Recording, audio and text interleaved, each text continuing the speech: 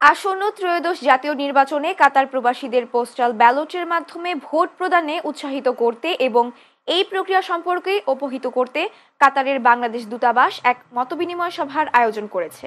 কাতার থেকে আমাদের প্রতিনিধি রিয়াজ হোসাইন সাদ্দাম জানান, বুধবার দোহার হেলাল এলাকায় অবস্থিত দূতাবাস প্রাঙ্গণে এই সভা অনুষ্ঠিত হয়।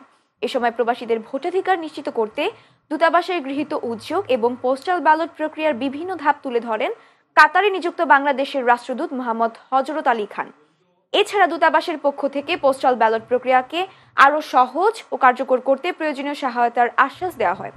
দূতাবাসের প্রথম সচিব ও দূতালয় প্রধান আব্দুল্লাহ আল রাজির সঞ্চালনায় সভায় উপস্থিত ছিলেন মিশন উপপ্রধান মোহাম্মদ ওয়ালিউর রহমান, শ্রম কাউন্সিলর মোহাম্মদ মাসহুদুল কবির সহ কাতারে কর্মরত বাংলাদেশি গণমাধ্যম কর্মীরা।